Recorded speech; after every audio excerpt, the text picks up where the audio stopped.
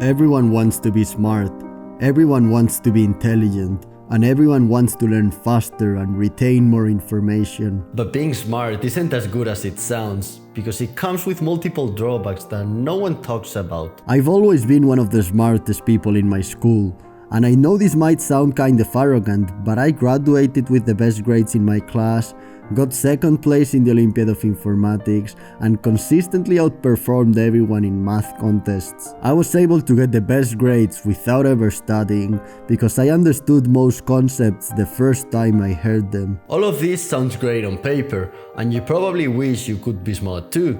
But in reality, there are some dark truths about being intelligent, so I'm gonna expose the dark truths about being smart and how I dealt with them. If you're smart, you'll relate to this video and learn some lessons on how to handle the challenges that come with being intelligent. And if you don't consider yourself particularly smart, you'll still find value in this video, because you'll see that being smart isn't that great to be, and that having average intelligence might even be better. Therefore, in this video, I'll be exposing 3 dark truths about being smart that, if you're intelligent, you can probably relate to.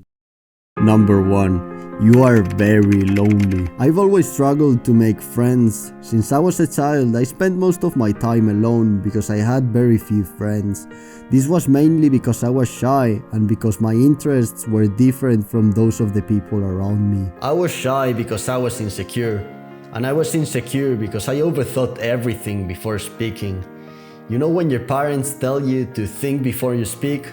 Well, I took that to heart. Overthinking became one of my biggest problems, especially in social interactions where I often wouldn't speak at all. The situation got so bad that people in my neighborhood started calling me mute.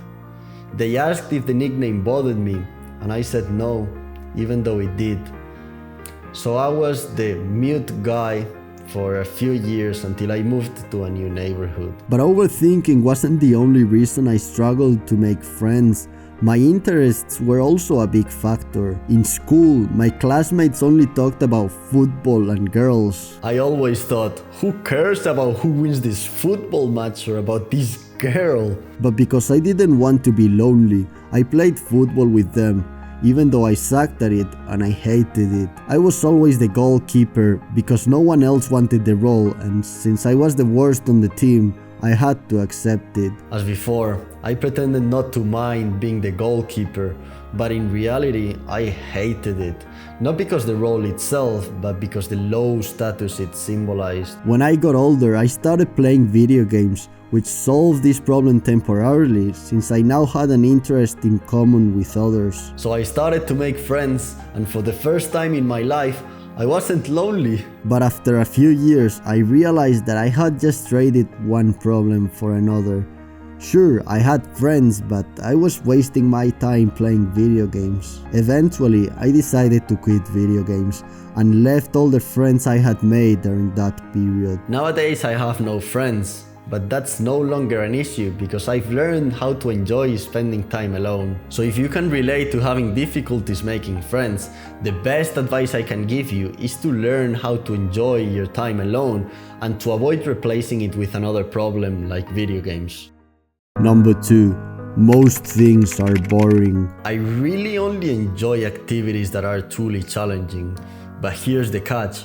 The smarter you are, the less challenging you find the average activity. For example, school was always boring for me because I found almost everything too easy. However, I recently discovered that education doesn't have to be boring, you just need to make it challenging enough. A few years ago, I started learning how to code, and I found it genuinely enjoyable and interesting. But the problem is, if you're smart, you're never gonna find traditional education interesting, because it's designed to be challenging for the average person. Therefore, you need to educate yourself in subjects that you find challenging.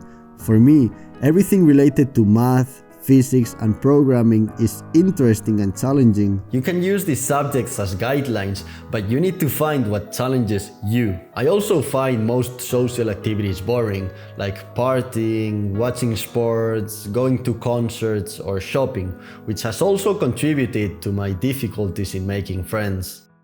Number 3. You lack discipline. I've never had to study in school to get good grades. All I had to do was attend to class and listen to the teacher. But because I didn't study, I never forced myself to do something I hated. This lack of discipline carried to other areas of my life, and it wasn't until a few years ago that I started to address this problem. I first noticed this lack of discipline when I got to university. I initially followed my usual strategy of attending lessons and not studying, but I soon realized that most lectures were useless. So I decided to study on my own instead. I thought this was a genius strategy that would save me a ton of time. But when I tried to apply it, I realized that I lacked the discipline to study independently because I had never done it before. The first few weeks of this new approach were tough, but I gradually gained discipline and managed to overcome this problem. Congratulations on reaching the end of the video. According to my YouTube analytics, you have a longer attention span than 90% of viewers. I hope you found the video valuable and see you on the next one. Good luck!